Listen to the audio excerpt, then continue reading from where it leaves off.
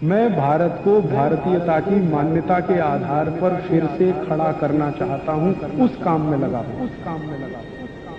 तो मैं आपको आपकी जिंदगी के लिए छोटे छोटे कुछ 4 नियम बताना चाहता हूं, और ये 4 नियम का पालन आप सब करिए।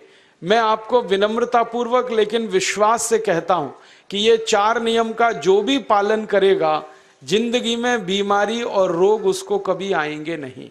आप भी अगर ये पालन करेंगे तो बहुत अच्छा होगा। मैं भी करता हूं मेरे जीवन। मैं पिछले 15 वर्षों से योग प्राणायाम करता हूं, उसके साथ कुछ नियम मैंने बनाए हैं, वो नियम का पालन करता हूं और वही नियम आपको बताना चाहता हूं। स्वामी जी पालन करते हैं, मैं करता हूं, हमारे लाखों योग शिक्षक करते हैं, और इन नियमों का पालन करने से हमको इतना लाभ हुआ है कि कभी बीमारी आती नहीं। 15 साल से मैंने हर बार मेरा बीपी चेक किया, नॉर्मल है, शुगर नॉर्मल है, ट्राइग्लिसराइड्स नॉर्मल है, कोलेस्ट्रॉल नॉर्मल है। पिछले 15 साल में कभी सर्दी जुकाम भी नहीं हुआ, गला भी नहीं बैठा, कभी हॉस्पिटल नहीं देखा, कभी डॉक्टर के पास नहीं गए, क्योंकि जरूरत नहीं पड़ी। और वो जरूरत नहीं पड़ी क्योंकि हम निरोगी हैं, स्वस्थ हैं। ये निरोगी और स्वस्थ होने के लिए आयुर्वेद की एक छोटी सी जानकारी आपसे मैं शेयर करना चाहता हूं। आयुर्वेद में ये कहा गया है कि किसी भी व्यक्ति को निरोगी होना है, रोग मुक्त होना है, तो अपने जीवन में 3 बातों का ध्यान रखे। अपना वात, पित्त और कफ, तीनों का संतुलन रखे। वो 3 तरह के दोष हैं हमारे शरीर में, वात, पित्त, कफ। आपने सुना होगा, ये त्रिदोष आधारित शरीर है। जब वात बहुत बिगड़ जाता है तो 80 से ज्यादा रोग आते हैं। जब पित्त बहुत बिगड़ जाता है तो लगभग 46 से 50 रोग आते हैं, और जब कफ बिगड़ जाता है तो 28 रोग आते हैं, और वात, पित्त, कफ तीनों बिगड़ जाएं तो 148 रोग आते हैं। सर्दी, खांसी, जुकाम से लेकर और कैंसर तक जो आखिरी रोग माना जाता है, ये सब वात, पित्त, कफ के बिगड़ने का खेल है। तो इस देश के आयुर्वेद चिकित्सा के सबसे महान लोगों में से कुछ नाम आप जानते हैं, जैसे चरक ऋषि, जैसे सुश्रुत ऋषि। ऐसे एक ऋषि हुए बाघभट्ट। बाघभट्ट ऋषि ने एक पुस्तक लिखी है, उसका नाम है अष्टांग हृदयम, और एक पुस्तक लिखी है, उसका नाम है अष्टांग संग्रहम। इन दोनों पुस्तकों में उन्होंने 7000 नियम बताए हैं। उनमें से 4 बताता हूं, अच्छे लगे तो आज से ही पालन करो और दूसरों को भी बताओ, ताकि कोई भी इन नियमों का पालन करे तो बीमार ही ना पड़े। ये चारों नियम हैं वात, पित्त और कफ को संतुलित रखने के लिए। अब वात, पित्त, कफ तीनों एक साथ आपके संतुलित रहें, तो उसके लिए पहला नियम है खाना खाने के तुरंत बाद पानी नहीं पीना। ये पहला नियम है। आप बोलेंगे ये तो बड़ी मुश्किल बात है, खाना खाते ही पानी पीते हैं हम तो सबके सब, और बिना पानी पिए खाना ही नहीं खाते। कई लोग तो खाने से ज्यादा पानी पीते हैं, खाना कम खाते हैं, पानी ज्यादा पीते हैं। ये खाना खाने के बाद पानी कभी भी नहीं पीना, क्योंकि महर्षि बाघभट्ट कहते हैं भोजनांते विषम वारी, माने भोजन के अंत में पानी पियो तो जहर के पीने के जैसा है। इसलिए वो कहते हैं कभी भी खाने के तुरंत बाद पानी मत पियो। अब आप मुझे पूछोगे क्यों नहीं पिए, कारण बता दो। कारण मैं बताना चाहता हूं सरल भाषा में। हम जब खाना खाते हैं ना, तो पेट में सारा खाना इकट्ठा होता है। पेट में एक स्थान होता है, उसको हम कहते हैं जठर। संस्कृत में, हिंदी में जठर कहते हैं, अंग्रेजी में उसको एपिगैस्ट्रियम कहते हैं, हिंदी में कुछ लोग उसको आमाशय भी कहते हैं। ये जठर छोटा सा स्थान है। आपके पेट में नाभि है ना, उसके लेफ्ट साइड में बाईं तरफ छोटा सा स्थान है। सारा खाना आपका इसी स्थान पर आता है। जो भी आप खाते हो, रोटी, चावल, दाल, सब्जी, दूध, दही, कुछ भी खाओ, सब कुछ जठर में आता है। अब जठर में जैसे ही खाना इकट्ठा होता है तो उसमें आग जलती, और उस आग को कहते हैं जठर अग्नि। मिला के बोल देते हैं जठराग्नि। आप जैसे ही खाना खाते हो, पेट में जठर में अग्नि जलती है, वो अग्नि खाने को पचाती है, और अग्नि खाने को ऐसे ही पचाती है जैसे रसोई घर की अग्नि खाने को पकाती है। आपके रसोई घर में आप अग्नि जलाओ, उसके ऊपर दूध रख दो, दूध में थोड़ा चावल डाल दो, अग्नि जब तक जलती रहेगी खीर तब तक बनती रहेगी। आप घर में अग्नि जलाओ, उसके ऊपर पानी रख दो, उसमें दाल डाल दो, दाल की पकने की क्रिया तब तक चलेगी जब तक अग्नि जलेगी। ऐसे ही पेट में होता है, जैसे ही आपने खाना खाया पेट में अग्नि जलती है, और जब तक अग्नि जलती है तो खाने के पचने की क्रिया चलती है। जैसे रसोई घर में खाना पकाते हैं वैसे ही पेट में भी खाना पकता है, इसी को हम पचने की क्रिया कहते हैं, अंग्रेजी में उसको डाइजेशन कह देते हैं। तो आपने खाना खाया, पेट में अग्नि जल गई, अब वो खाने को हजम करेगी, पचाएगी। अब मुझे एक प्रश्न का उत्तर दो आप, कि जैसे ही आपने खाना खाया पेट में अग्नि जल गई और वो खाने को पचा रही है, तुरंत आपने गट गट गट गट पानी पी लिया, और खूब ठंडा पानी पी लिया, बर्फ मिलाया हुआ पानी पी लिया, फ्रिज का पानी पी लिया। क्या होने वाला है? अग्नि जलेगी कि बुझेगी? अग्नि के ऊपर पानी डालो तो अग्नि और पानी की दोस्ती नहीं है, दुश्मनी है। पानी अग्नि को बुझा देता है। तो आपने खाना खाया, अग्नि जली, पीछे से गटगट पानी पी लिया, अब अग्नि शांत हो गई, अब खाना पचेगा नहीं, तो वो पेट में पड़ा पड़ा सड़ेगा, और सड़ा हुआ खाना 100 से ज्यादा विष पैदा करेगा, और वो 100 विष आपकी जिंदगी को नरक बना देंगे, और जिंदगी भर आप बीमार पड़े रहेंगे। आपको मालूम है, कई लोग कहते हैं मुझे पेट में बहुत गैस बनती है। ये गैस उन्हीं को बनती है जिनका खाना हजम नहीं होता। कोई लोग कहते हैं कि मुझे पेट में जलन होती है, ये जलन उन्हीं को होती है जिनका खाना पचता नहीं। कोई कहते हैं कि मेरे पेट में एकदम गुम हो जाता है, फूल जाता है, ये सब वो लक्षण हैं जब खाना पचता नहीं। तो खाना पचेगा नहीं तो सड़ेगा, सड़ेगा तो विष पैदा करेगा, और वो विष आपको बीमार करेंगे।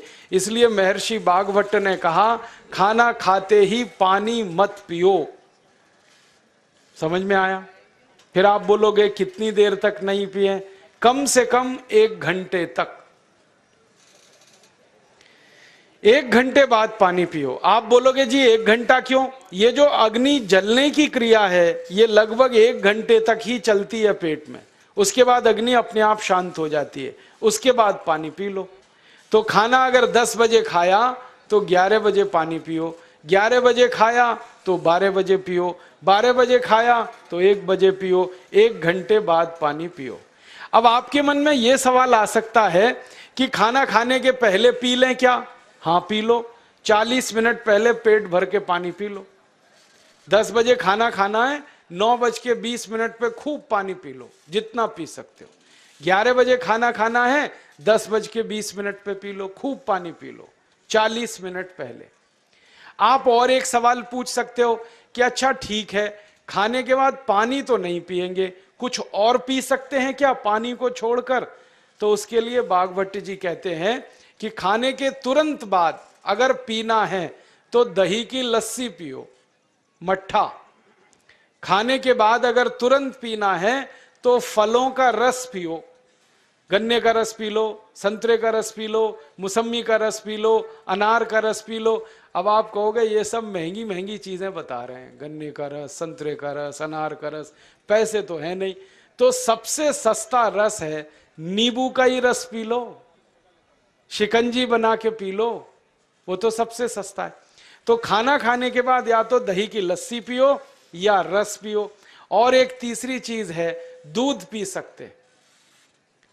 तो खाने के तुरंत बाद पीना है तो दही की लस्सी या मट्ठा, खाने के तुरंत बाद पीना है तो कोई फल का रस, खाने के तुरंत बाद पीना है तो दूध। पानी 1 घंटे बाद पियो।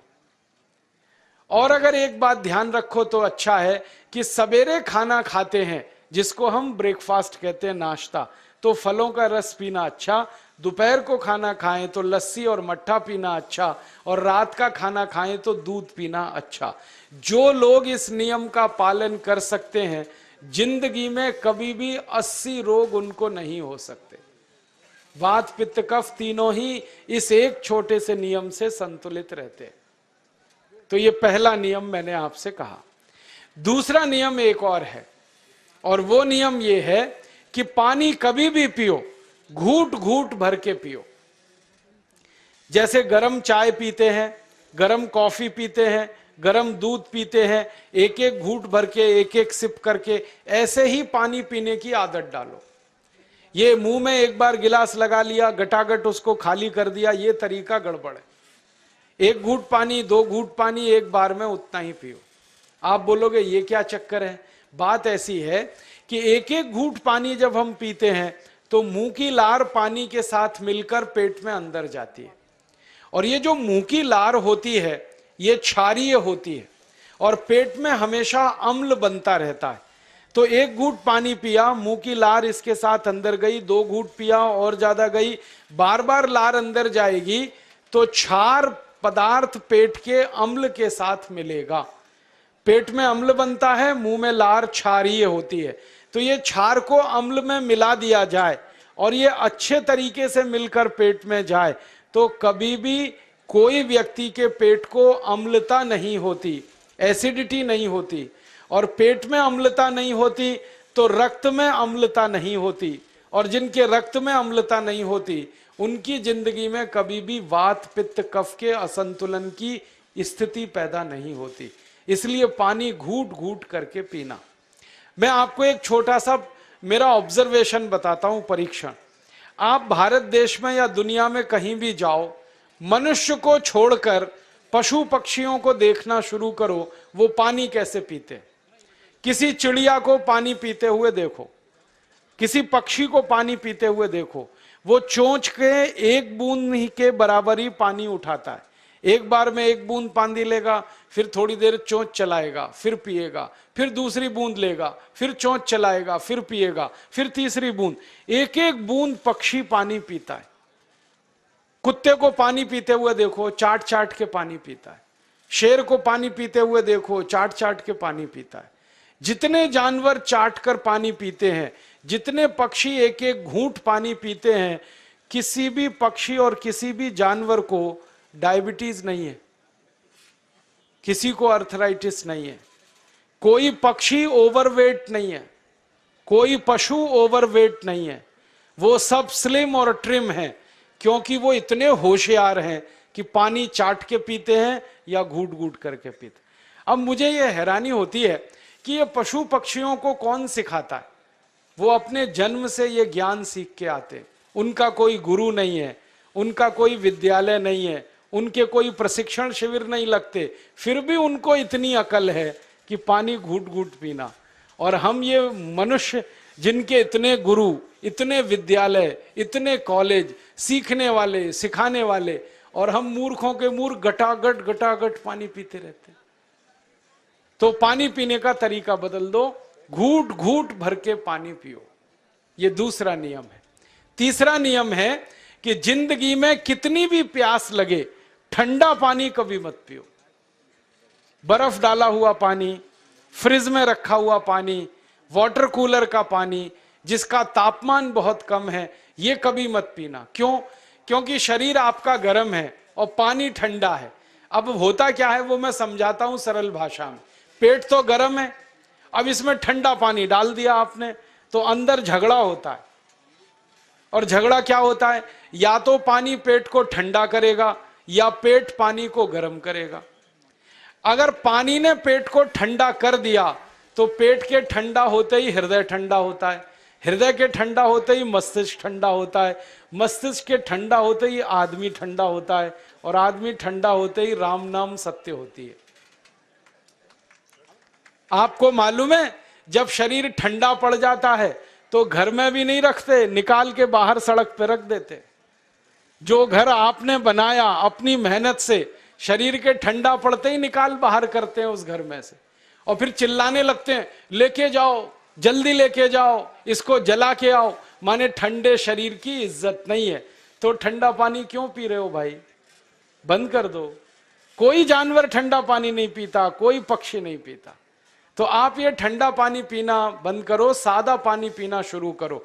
और गर्मी के दिनों में बहुत अगर आपको तकलीफ है तो मिट्टी के घड़े का पानी पी लेना, फ्रिज का और बर्फ का नहीं पीना। ये तीसरा नियम है। और चौथा और आखिरी नियम है कि आप सवेरे ही सवेरे जब सोकर उठते हो तो सबसे पहले पानी पियो। जैसे ही आपकी आंख खुल गई तो पहले 2-3 गिलास पानी पी लो, उसके बाद आप टॉयलेट में जाओ। उठते ही पानी पियोगे तो 2 फायदे हैं। पहला फायदा यह है कि पानी पेट में जाकर बड़ी आंत को साफ करता है, और जैसे ही बड़ी आंत की सफाई होगी पेट पे दबाव पड़ेगा और आप संडास घर में जाएंगे, 2-3 मिनट में पेट आपका साफ हो जाएगा। जिनका पेट सुबह एक बार में साफ हो जाता है उनकी जिंदगी में कभी रोग नहीं आता। इसलिए सुबह सुबह उठते ही पेट साफ होना जरूरी है।